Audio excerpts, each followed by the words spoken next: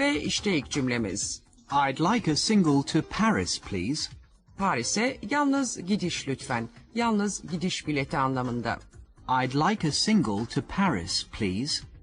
Bir yerden bir yere giderken istediğiniz bileti açık bir ifadeyle anlatabilmeniz gerekir. I'd like a single to Paris, please. Certainly, madam. When do you want to travel? Tomorrow. Kadın acentadaki memura ne istediğini şöyle söylüyor. I'd like a single to Paris. Ben. Would İstek ifade eden yardımcı fiil bu. like, Sevmek burada istemek anlamında. I would like, I'd like, İsterim. a Bir. single, Tek, yalnız gidiş anlamında. a single, to E ve A takısıyla ifade ettiğimiz ilgeç edat. Paris, Paris. to Paris, Paris'e. please. Lütfen. Dikkat ederseniz I would çoğu zaman I'd diye kısaltılıyor. Single. A single. A single to Paris. I would like. I'd like a single to Paris, please. Ya da Paris'e gidiş dönüş bileti. Return. A return. A return to Paris. I would like. I'd like a return to Paris, please. Belki de gidiş dönüş birinci mevki bilet. First class. A first class return. A first class return to Paris. I'd like a first class return to Paris, please. A single, a return, a first class return. Memur şöyle diyebilir.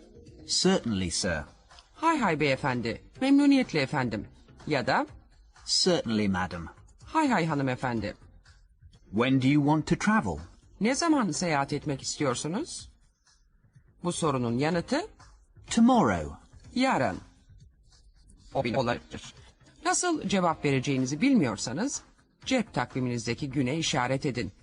Dikkat ederseniz genellikle bilet sözcüğünü söylemeye gerek kalmıyor. Ticket. Bilet. A return ticket. Bunun yerine A return. gidiş dönüş demek yetiyor. Şimdi öğrendiğimiz cümlelerle alıştırma yapma sırası geldi.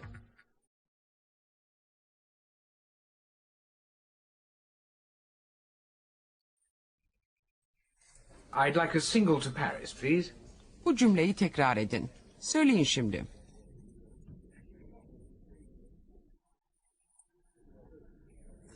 I'd like a return to London, please. Tekrar edin.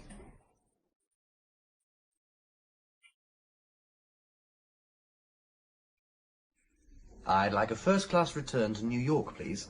Bu cümleyi tekrar edin.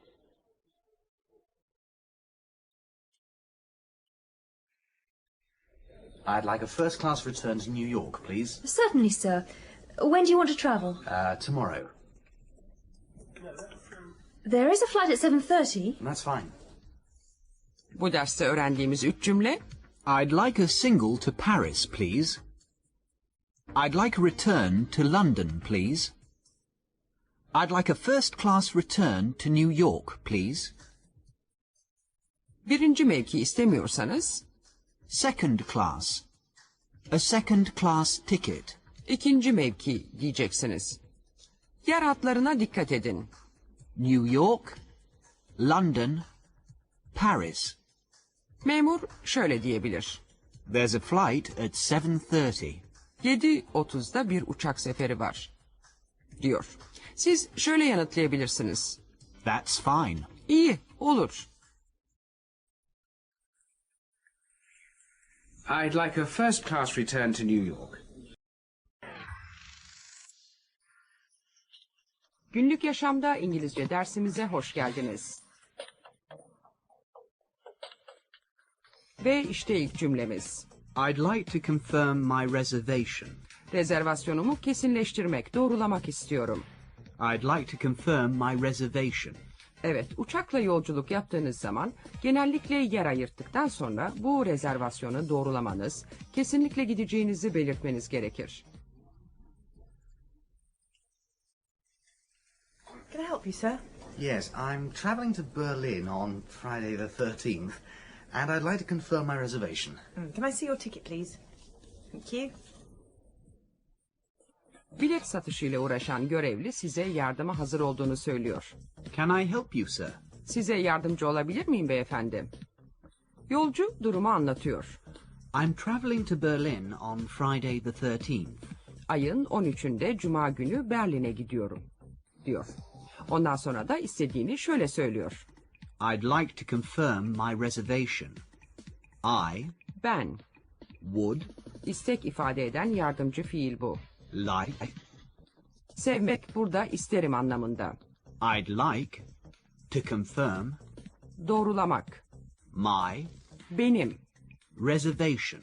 rezervasyon, My reservation. rezervasyonum. Dikkat ederseniz I would çoğu zaman I'd diye kısaltılıyor.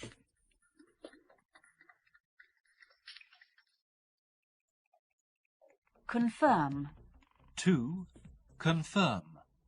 To confirm my reservation. I would like. I'd like to confirm my reservation. Belki de yaptığınız rezervasyonu değiştirmek istiyorsunuz. Change. To change. To change my reservation. I would like. I'd like to change my reservation. Belki de iptal etmek istiyorsunuz.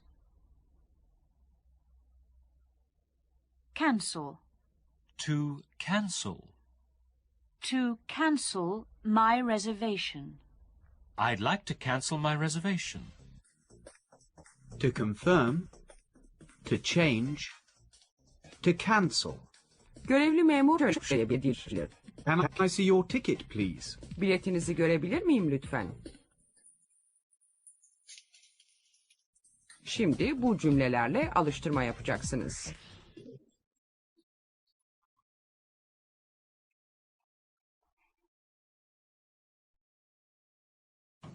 Can I help you? Rezervasyonunuzu kesinleştirmek istediğinizi söyleyin. Söyleyin şimdi. I'd like to confirm my reservation. Şimdi de ayırttığınız bileti değiştirmek istediğinizi söyleyin. Söyleyin şimdi. I'd like to change my reservation. Şimdi de rezervasyonunuzu iptal ettiğinizi söyleyeceksiniz. Söyleyin. I'd like to cancel my reservation. Can I see your ticket, please? Yes, that should be okay. 3 cümle şöyle. I'd like to confirm my reservation. I'd like to change my reservation.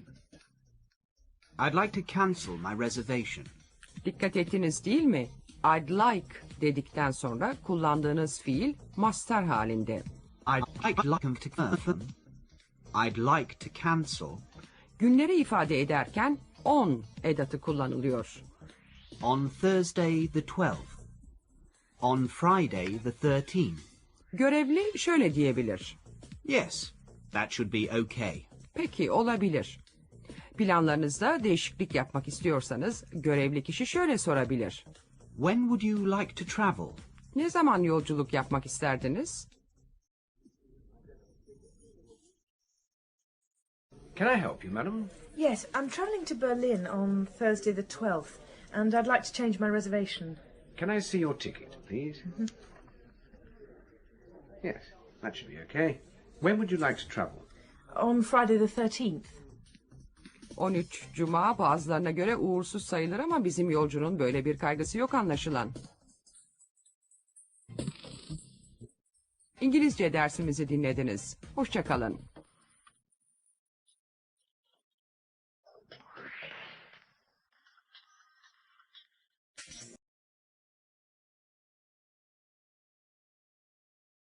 Günlük yaşamda İngilizce dersimize hoş geldiniz.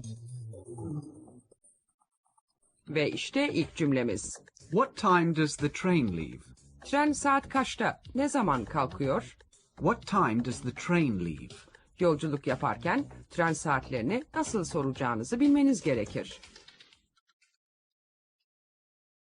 What time does the train leave? It leaves at 10:50. That's now. Yes. Oh. Yolcu belki gazete satın alacak zamanı olup olmadığını öğrenmek için trenin saat kaçta kalktığını bilmek istiyor. What time does the train leave? What? Ne? Time? Zaman. What time? Train? Tren. The train? Tren. Leave? Kalkar. Does the train leave? Tren kalkar. Tren kalkıyor. Train. The train. Does the train leave? What time does the train leave? Ne zaman varıyor? Arrive. Does the train arrive? What time does the train arrive? Ya peki uçak? Plane. The plane. Does the plane arrive? What time does the plane arrive? Leave. Arrive. The train. The plane. Yanıt şöyle olabilir. It arrives at 10:50. Saat 10.50'de varıyor. Ya da It arrives at 11:20. 11.20'de varıyor. Veya It arrives at 9:30. 9.30'da varıyor.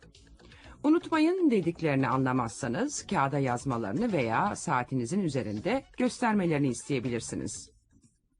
Dikkat ettiyseniz what time ile when sözcükleri aynı anlamda kullanılıyor.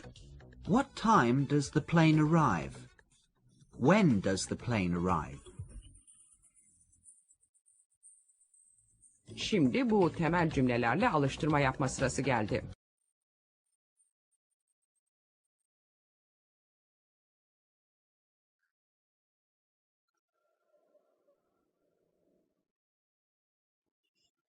What time does the plane leave? Bunu tekrarlayın. Söyleyin şimdi.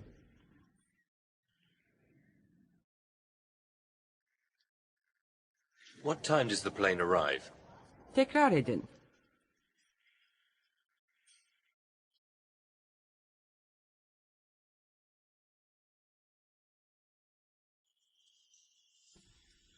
What time does the train leave?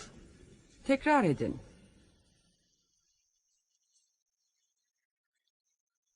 It leaves at 9:30. That's now. Bu derste öğrendiğimiz 3 cümle What time does the plane leave? What time does the plane arrive? What time does the train leave? trenin saat kaçta kalktığını öğrenince şöyle diyor. That's now. Şimdi, yani şimdi. Dikkat ettiniz mi? Soru halinde Does the train leave? derken leave fiilinin sonunda s eki yok ama It leaves. olumlu cümlede üçüncü tekil şahıs s eki alıyor. Şimdi yolcumuz geldi. Oradan Roma'ya geçecek. What time does the train arrive in Rome? At 17:20. What time does it leave Brussels? It leaves Brussels at 10:15. That's in 5 minutes. Thanks. Tren 5 dakikaya kadar kalkıyormuş. Yetişebilecek mi acaba? Gelecek İngilizce dersimizde yeniden birlikte olma ümidiyle.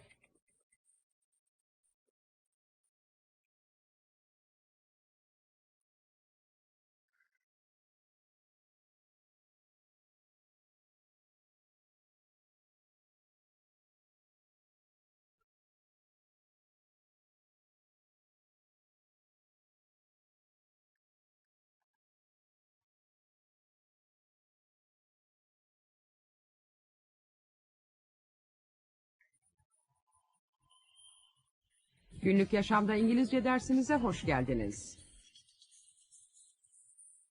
Ve işte ilk cümlemiz. Where's the check-in? Bilet kontrol yeri nerede?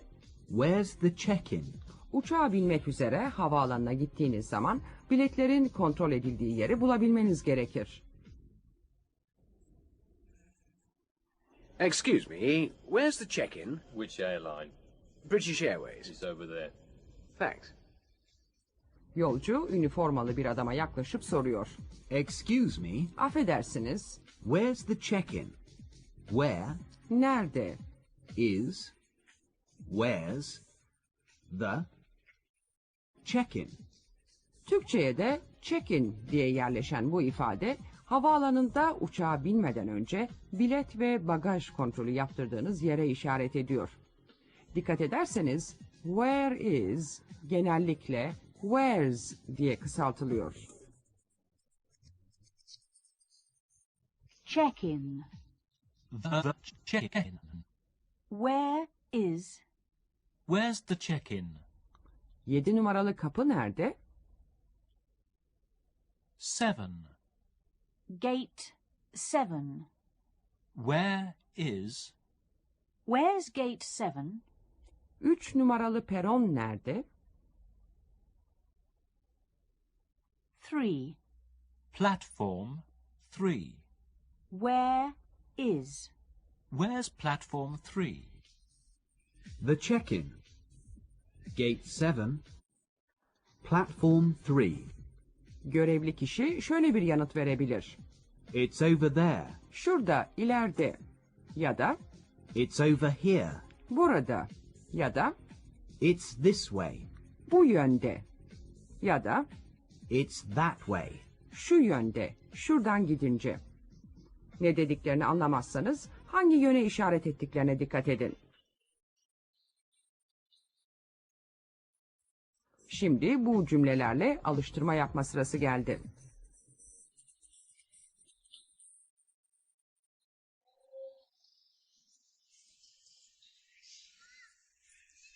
Excuse me. Yes?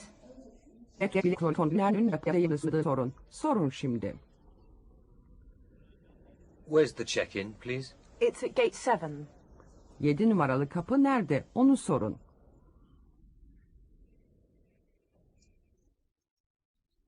Where's gate 7, please? Şimdi de 3 numaralı peronun nerede olduğunu sorun. Sorun şimdi.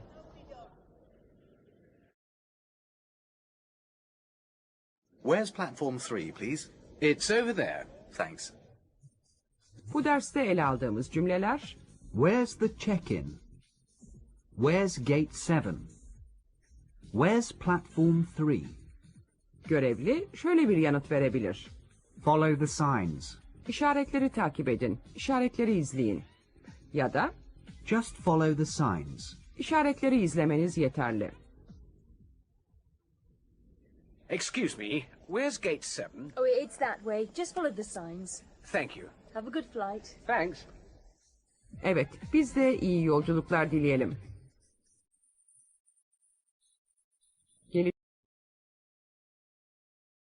Günlük Yaşamda İngilizce dersimize hoş geldiniz.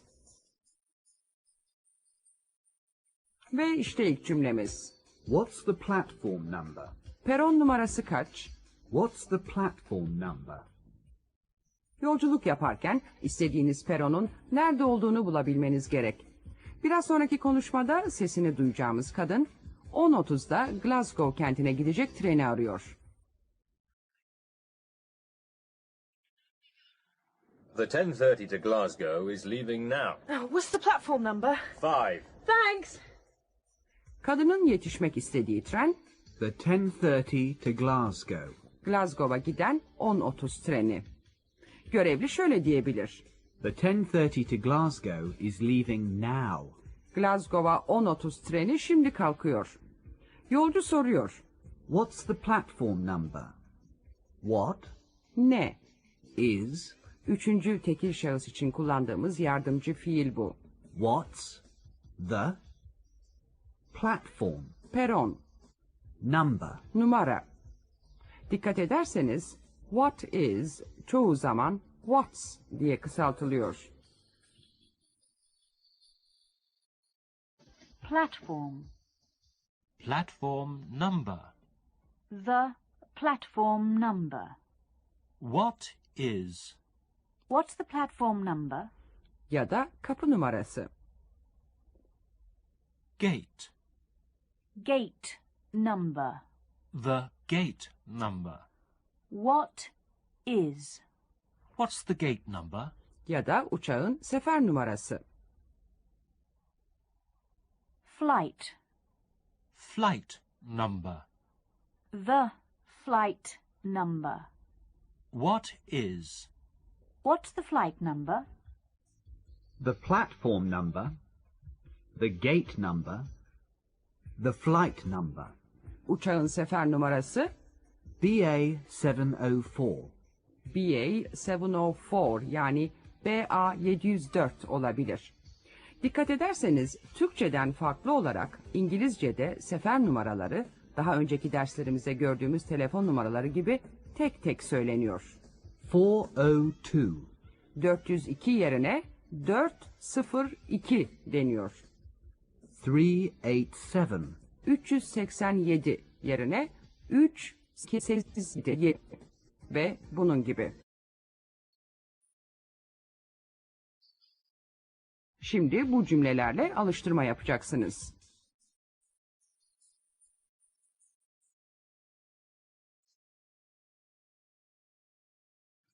Your train is leaving now.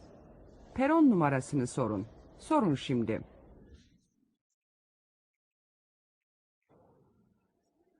What's the platform number?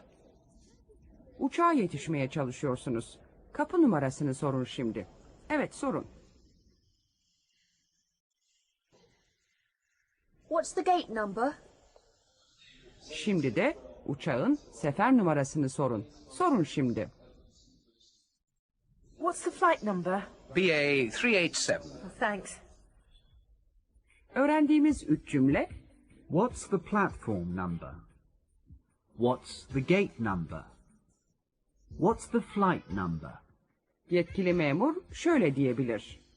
Flight 387 is closing in 2 minutes. 387 sefer. Günlük yaşamda İngilizce dersimize hoş geldiniz. Ve işte ilk cümlemiz. Do I have to change in Paris? Paris'te aktarma yapmam gerekiyor mu? Do I have to change in Paris?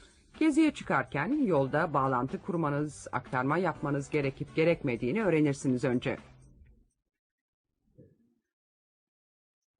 You reach Marseille at 17:20. Do I have to change in Paris? No, it's a direct service. Memur Marsilya kentine varış saatini veriyor. You reach Marseille at 17:20. 17:20'de Marsilya'ya varırsınız. Ama Paris'te aktarma yapmanız lazım mı? Do I have to change in Paris? I Ben, have to Türkçe'de meli, malı takısıyla belirttiğimiz zorunluluk ifadesi. change. Değiştirmek, aktarma yapmak. Do I have to change in De, da takısıyla belirttiğimiz içinde anlamına gelen sözcük. Paris? Memur şöyle diyebilir. No, it's a direct service. Hayır, doğru gidiyor. Uçaksa uçuş sözcüğü kullanılır. No, it's a direct flight. Flight, uçuş, uçak seferi demek. Yani Paris'te değiştirmeye, aktarmaya gerek yok. Change. Change in Paris. I have to. Do I have to? Do I have to change in Paris? Veya yer ayırtmak. Book. A seat. Book a seat. Do I have to? Do I have to book a seat? Ya da rezervasyonu kesinleştirmek, ayırttığınız yeri doğrulamak. Reservation. The reservation. Do I have to? Do I have to confirm the reservation? Change in Paris. Book a seat. Confirm a booking. Dikkat ettiyseniz tren ve uçak saatleri iki ayrı grupta söyleniyor.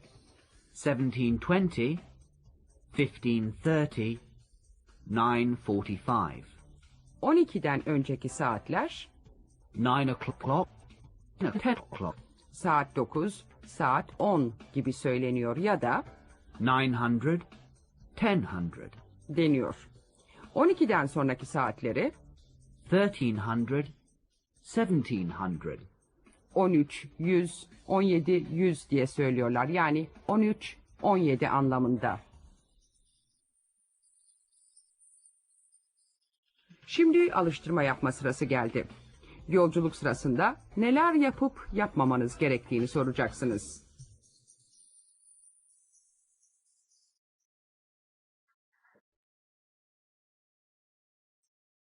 You reach Marseille at 17:20. Paris'te aktarma yapmanız gerekiyor mu? Sorun şimdi. Do I have to change in Paris? Yer, koltuk ayırtmanız gerekiyor mu? Sorun şimdi. Do I have to book a seat? Bilet rezervasyonunu doğrulamak için kontrol etmeniz gerekiyor mu?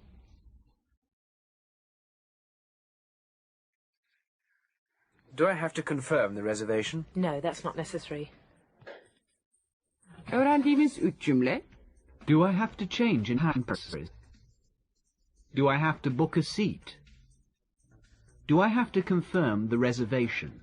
memur şöyle diyebilir. No, that's not necessary. Hayır, gerek yok. Dikkat ettiyseniz have fiilini gereklilik ifadesi için kullanıyoruz. I have to confirm the reservation. Rezervasyonumu doğrulamam, onaylatmam gerekiyor. Have fiilinden sonra mastar halinde olan to confirm, doğrulamak fiili geliyor. Do I have to confirm it? Doğrulamam, kesinleştirmem gerekiyor mu? Yani ayırttığım yeri kontrol etmem gerekiyor mu? Bir değişiklik olsun diye Hawaii'ye gitmeye ne dersiniz şimdi? You reach Hawaii at 1700 hours on Monday. Do I have to confirm the booking? No, that's not necessary. Thanks. Have a good trip. Thanks. Evet, Hawaii, iyi yolculuklar diyor. Gelecek derste yeniden buluşma ümidiyle.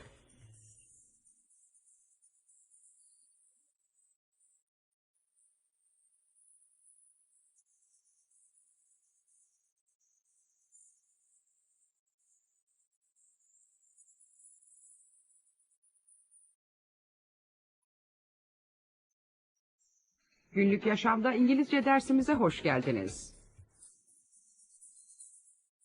Ve işte ilk cümlemiz. Is there a buffet on the train? Trende büfe var mı? Is there a buffet on the train? Evet, trenle ve uçakla yolculuk yaptığınız zaman ne gibi olanaklar bulunduğunu sormak isteyebilirsiniz. It's a 3-hour journey. Is there a buffet on the train? Yes, there is. Thank you. You're welcome.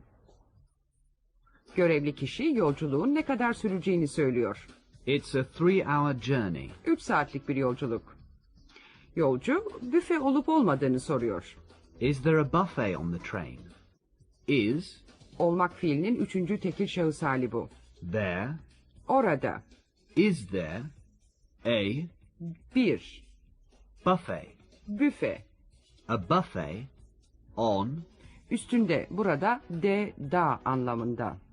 the train. Tren, On the train. trende. Buffet.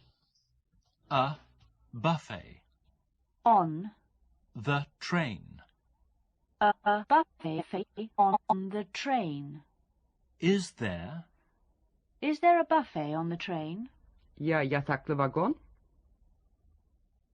sleeping car A sleeping car. on the train?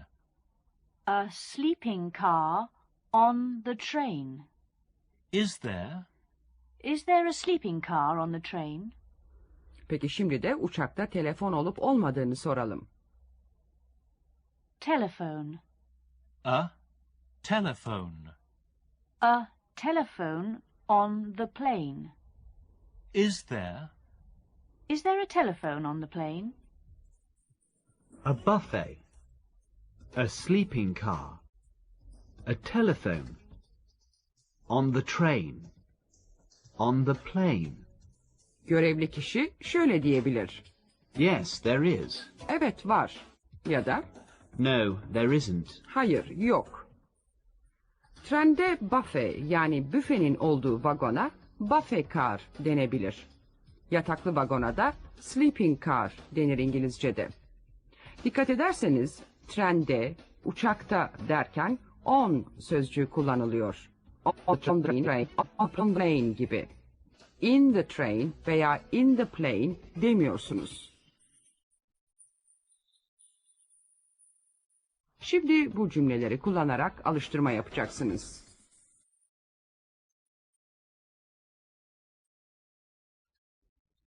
It's a 3-hour journey.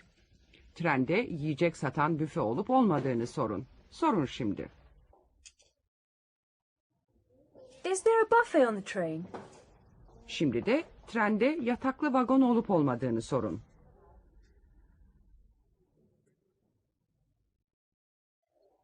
Is there a sleeping car on the train? Yes, there is. Diyelim şimdi uçaktasınız ve telefon etmeniz gerekiyor. Nasıl soracaksınız telefon var mı diye? Is there a telephone on the plane? Yes, there is. Öğrendiğimiz 3 cümle. Is there a buffet on the train? Is there a sleeping car on the train? Is there a telephone on the plane? Unutmayın, olumlu, There is. soru. Is there? Uçakta telefon olduğunu öğrenince şöyle diyebilirsiniz.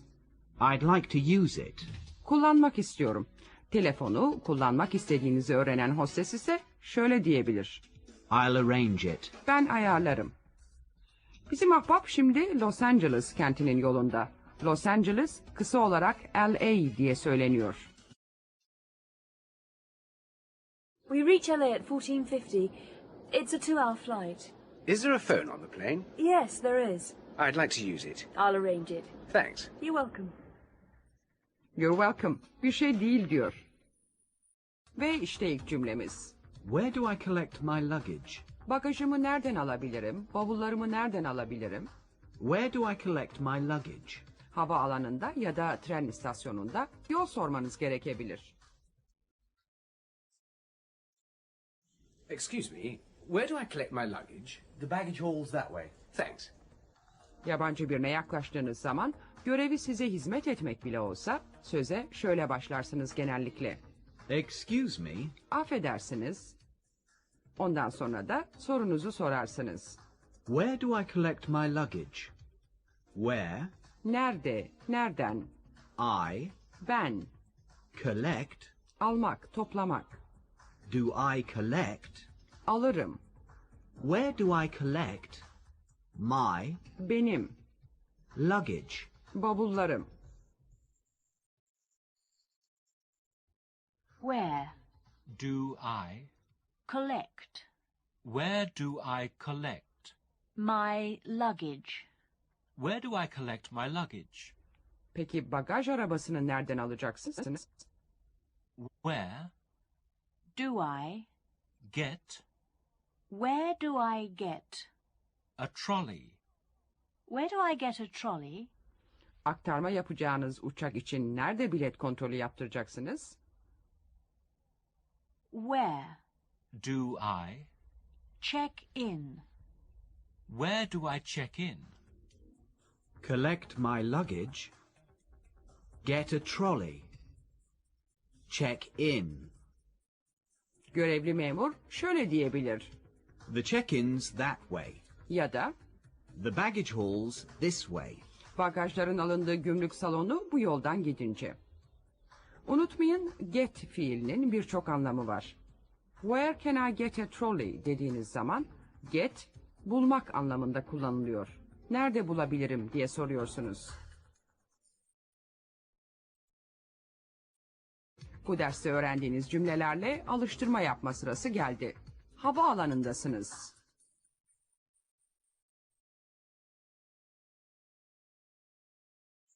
Excuse me. Yes? Bagajınızı, bavullarınızı nereden alabileceğinizi sorun. Sorun şimdi. Where are my luggage? Şimdi de bagaj arabasını nerede bulabileceğinizi sorun.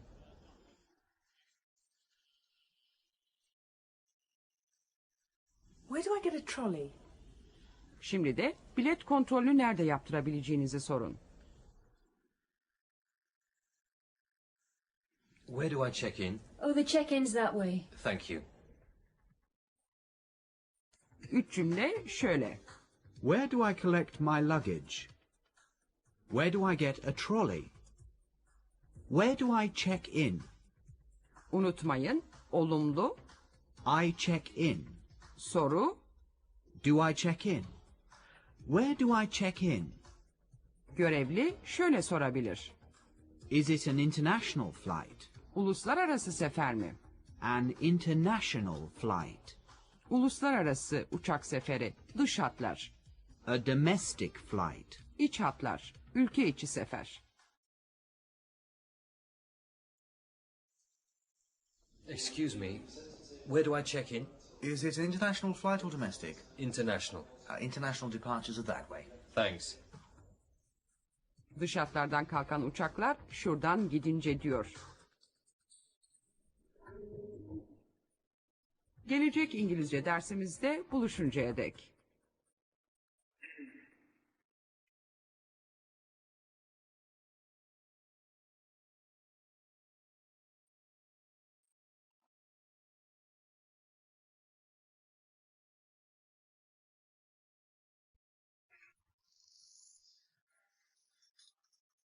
Günlük yaşamda İngilizce dersimize hoş geldiniz.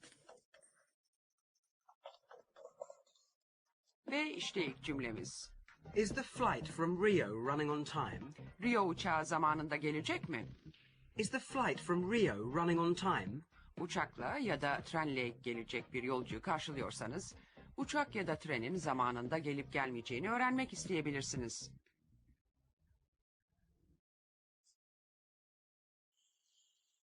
Excuse me, is the flight from Rio running on time?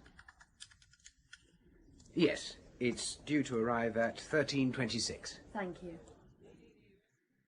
Kadın söze şöyle başlıyor. Excuse me, Affedersiniz, is the flight from Rio running on time? Is üçüncü tekil şahıs için kullandığımız yardımcı fiil. the flight, Uçak seferi. is the flight from Dan takısıyla ifade ettiğimiz edat. Rio Rio, running işliyor. on Bu da da takısıyla ifade ettiğimiz edat. time? Zaman. On time. Zamanında. On. On time. Running on time. Is. The flight Is the flight. from Rio Is the flight from Rio running on time? Yoksa gecikmeli mi geliyor? late. Running late. Is the flight From Rio. Is the flight from Rio running late? Ya Madrid'den gelecek tren? Train. The train. From Madrid. Is the train from Madrid running late? Running on time. Running late. The flight from Rio. The train from Madrid. Gecikiyor mu diye sorduğunuz memur şöyle yanıtlayabilir. No, it's due to arrive on time. Hayır, zamanında gelmesi bekleniyor. At 13:26. 13.26'da ya da At 15:27. 15.27'de. At 21:09. 21.09'da. Dikkat ederseniz saatleri söylerken 0 yani zero yerine o denir. Kuşkusuz memurun vereceği yanıt duruma bağlı olarak değişebilir. Eğer anlamazsanız kol saatinde göstermesini isteyin. Şimdi öğrendiğimiz bu 3 cümleyi kullanarak alıştırmalar yapacağız. Excuse me. Can I help you? Şimdi duyacağınız soruları bölüm bölüm tekrar edeceksiniz. Is the flight from Rio? Tekrar edin bunu.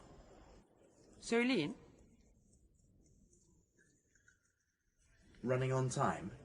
Bunu tekrar edin. Is the flight from Rio running on time? Tekrar edin. Şimdi duyacağınız soruyu da yine bölüm bölüm tekrar edeceksiniz. Is the train from Madrid running late? Is the train from Madrid running late?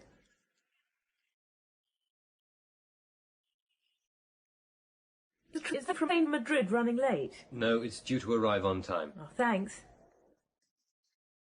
Öğrendiğimiz 3 cümle. Is the flight from Rio running on time? Is the flight from Rio running late? Is the train from Madrid running late? Unutmayın, olumlu, It is running on time. soru ise Is it running on time? zamanında mı?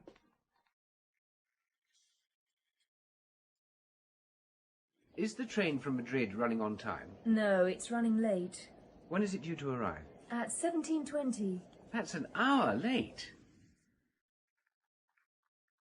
Ama ne yazık ki 1 saat gecikmeli. Günlük yaşamda İngilizce dersimizi dinlediniz. Hoşça kalın.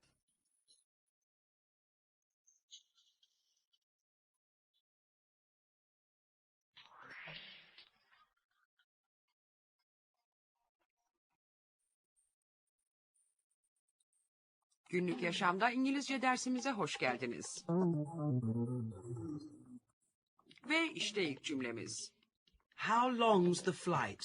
Uçak yolculuğu ne kadar sürüyor? How long's the flight? Bir gezi planlarken bir yerden diğerine gitmenin ne kadar süreceğini öğrenmek isteyebilirsiniz.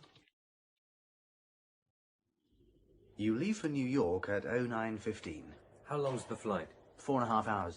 Oh, that's fine. Sorduğunuz kişi uçağın kalkış saatini söylüyor. You leave for New York at 09:15. New York'a gitmek üzere 09:15'te ayrılıyorsunuz.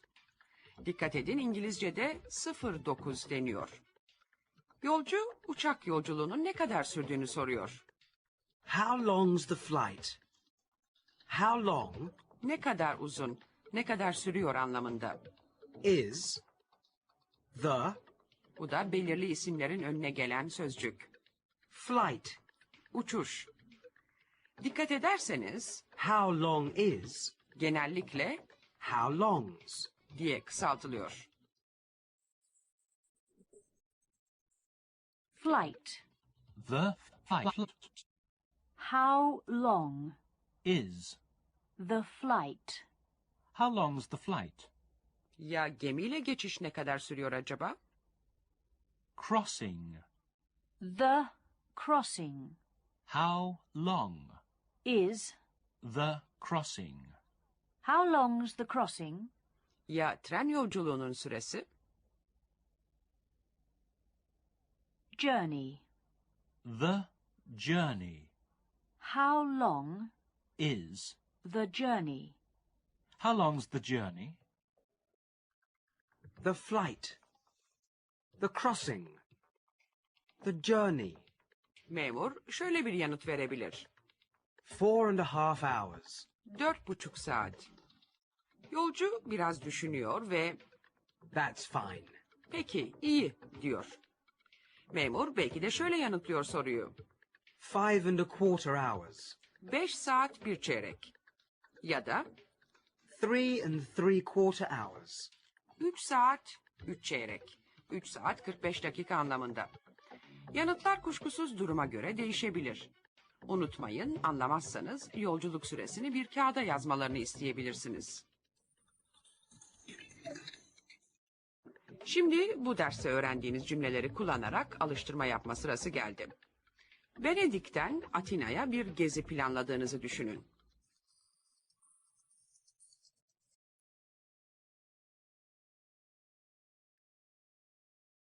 Önce uçak yolculuğunun ne kadar süreceğini sorun. Sorun şimdi.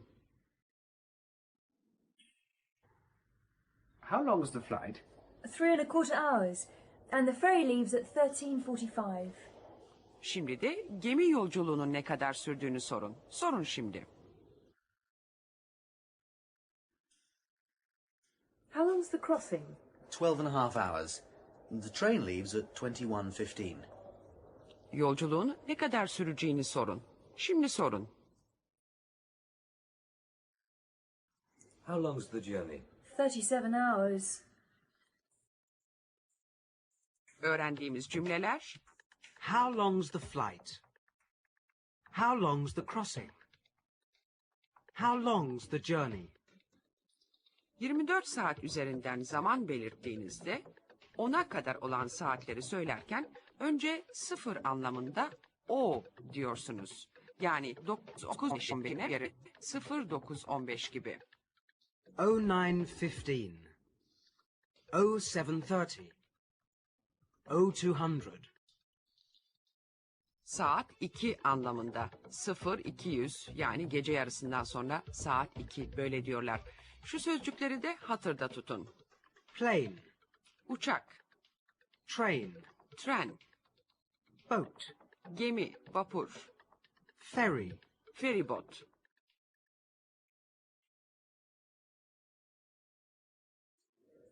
The ferry leaves at 13:45. How long's the crossing? 12.5 hours.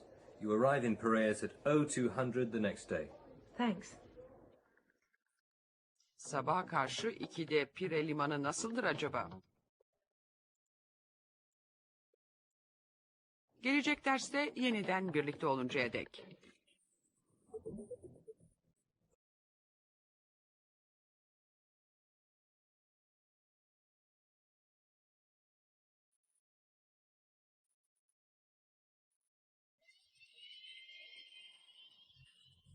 Günlük yaşamda İngilizce dersimize hoş geldiniz. Ve işte ilk cümlemiz. My flight was delayed. Uçağım gecikti. My flight was delayed. Uluslararası geziler her zaman planlandığı gibi gerçekleşmez. You missed the meeting. I'm sorry, my flight was delayed. Don't worry. Biraz önceki konuşmada şöyle diyor. You missed the meeting. Toplantıyı kaçırdın. Yolcu özür diliyor. I'm sorry. Affedersiniz, kusura bakmayın. Ondan sonra da nedenini açıklıyor. My Benim, flight uçuşum, uçağım anlamında. was Geçmiş zaman için üçüncü tekil şahıs yardımcı fiili bu. delayed. Gecikti. Flight. My flight. Was. Delayed. My flight was delayed. Ya treni? Train. My train. Was. Delayed. My train was delayed. Ya feribot? Ferry. My ferry. Was. Cancelled. My ferry was cancelled. My flight. My train. My ferry. Delayed. Gecikti. Cancelled. İptal edildi. Meslektaşı arkadaşını affediyor. Don't worry. Üzülme, merak etme.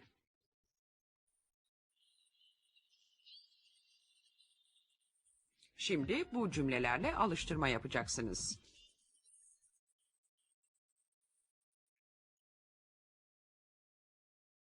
You missed the meeting. Feribotunuzun iptal edildiğini söyleyin. Söyleyin şimdi. My ferry was cancelled. Şimdi de uçağınızın geciktiğini söyleyin. Söyleyin şimdi.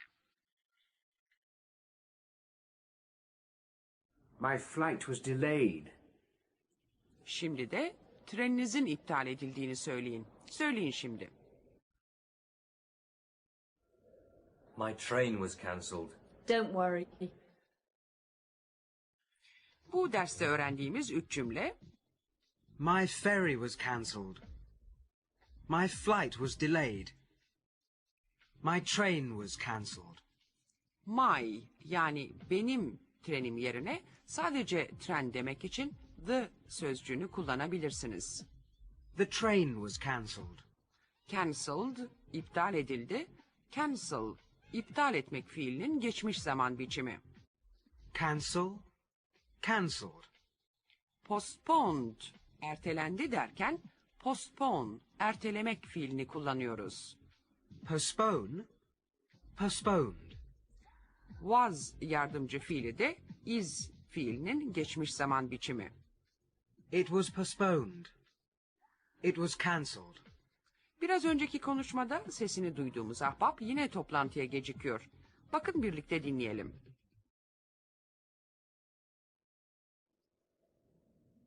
You missed the meeting again. I'm sorry. My flight was delayed and my train was cancelled. Oh, well.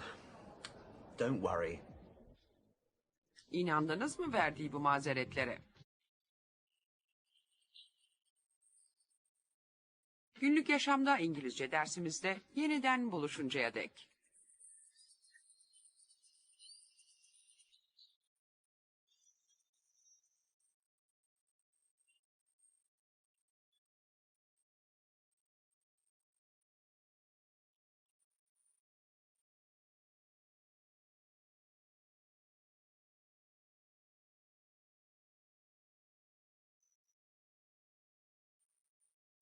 Günlük yaşamda İngilizce dersimize hoş geldiniz. Ve işte ilk cümlemiz. When's the next plane to Istanbul? Bundan sonraki İstanbul uçağı ne zaman? When's the next plane to Istanbul? Aceleniz varsa ya da aktarma yaparken bineceğiniz uçağı kaçırdıysanız, bir sonraki uçağın ne zaman kalktığını öğrenmek isteyebilirsiniz. When's the next plane to Istanbul, please? It's at 7:30 tomorrow. There's nothing before that? I'm afraid not. Önce yolcu konuşuyor. When's the next plane to Istanbul, please? When Ne zaman? is, Üçüncü tekil şahıs için kullandığımız yardımcı fiil. when's, the, Bu da belirli isimlerin başında kullandığımız sözcük. next, Gelecek, bir sonraki. plane, Uçak. the next plane, to, Bu da E ve A takısı.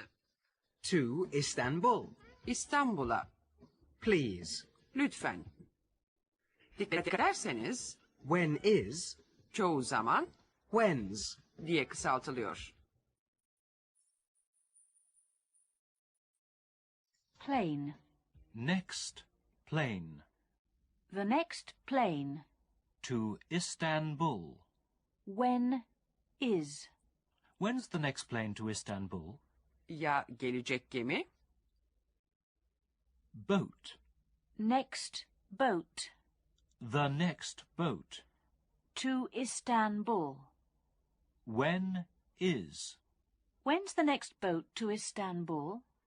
Şimdi de gelecek bir sonraki tren. Train. Next train. The next train. To Istanbul. When is. When's the next train to Istanbul? The next plane. The next boat. The next train. Görevli memur şöyle bir yanıt verebilir. It's at 7:30 tomorrow. Yarın 7:30'da. Bunun üzerine yolcu şöyle sorabilir. There's nothing before that. Daha önce başka bir şey yok mu? I'm afraid not. Maalesef hayır, korkarım yok. Ondan sonraki sefer At 10 o'clock on Thursday. belki Perşembe günü saat 10'da ya da Next Friday. Gelecek cuma günü. Kuşkusuz yanıtlar duruma göre değişebilir. Anlamazsanız tarihi takvimin üzerinde göstermelerini isteyin. Öğrendiğimiz cümlelerle alıştırma yapma sırası geldi.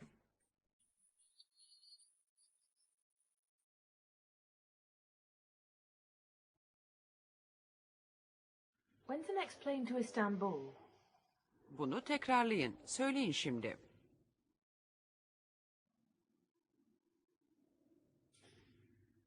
When's the next boat to Istanbul? Tekrar edin.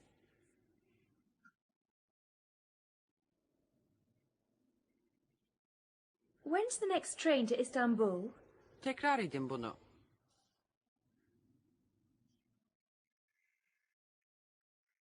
When's the next train to Istanbul? It's at 7:30 tomorrow. There's no before that. I'm afraid not.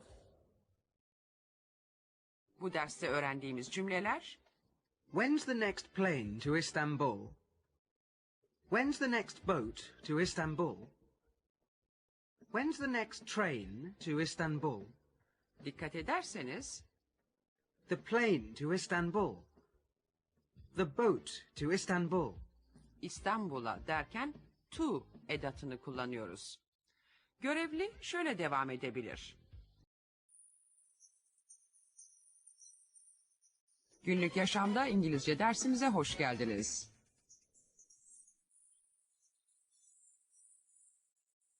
Ve işte ilk cümlemiz. Are there any vacancies on the next ferry? Bundan sonraki feribotta boş yer var mı?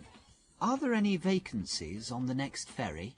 Bilmeyi umduğunuz feribot dolu. Bir sonraki feribotta yer olup olmadığını öğrenmek istiyorsunuz. I'm afraid the 12 o'clock ferry is fully booked. Are there any vacancies on the next ferry? Yes, there are. Görevli memur kötü haberi veriyor. I'm afraid Korkarım, ne yazık ki anlamında. the 12 o'clock ferry 12 feribotu is fully booked. tamamen dolu. O zaman yolcu soruyor. Are there any vacancies on the next ferry? Are there Var mı? any Herhangi, vacancies, boş yer. any vacancies on Da takısı bu. the next Gelecek, bir sonraki. ferry? Feribot. On the next ferry. Bundan sonraki feribotta.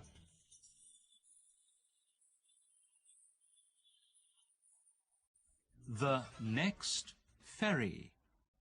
On the next ferry. Are there?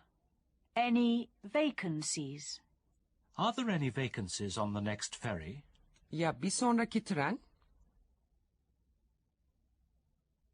The next train. On the next train. Are there? Any vacancies? Are there any vacancies on the next train? Ya bir sonraki uçak? The next plane. On the next plane. Are there? Any vacancies? Are there any vacancies on the next plane? The next ferry. The next train. The next plane. Memur şöyle diyebilir. Yes, there are. Evet, var. Ya da No, there aren't. hayır, yok, boş yer yok. There is. Derken There. sözcüğü T, H, E, R, E harfleriyle yazılıyor. Boş yerden söz ederken On the ferry. On the plane. diyoruz. Kullandığımız sözcük in değil, on.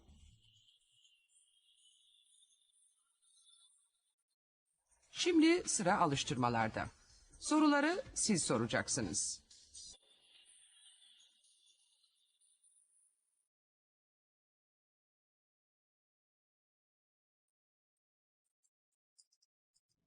I'm afraid the 12 o'clock ferry is fully booked. Bir sonraki feribotta boş yer var mı diye sorun. Sorun şimdi.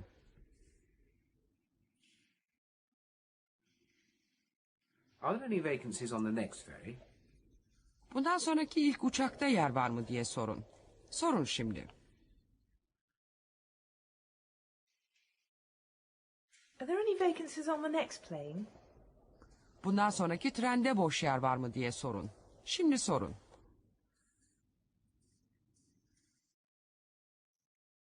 Are there any vacancies on the next train? Yes, there are. Öğrendiğimiz 3 cümle. Are there any vacancies on the next ferry? Are there any vacancies on the next plane? Are there any vacancies on the next train? Unutmayın, olumlu cümle yaparken There are. sözcükleriyle var diyoruz. Soru ise şöyle. Are there? Var mı? Unutmayın, uçak yolculuğu için flight sözcüğünü kullanacaksınız. The next flight. Gelecek, bir sonraki uçak seferi anlamında. The flight after that. Ondan sonraki uçak seferi.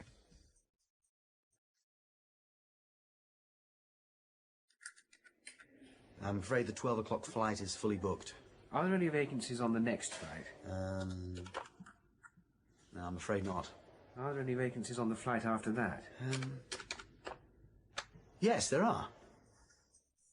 Bizim yolcu anlaşılan sonunda istediği yere varacak.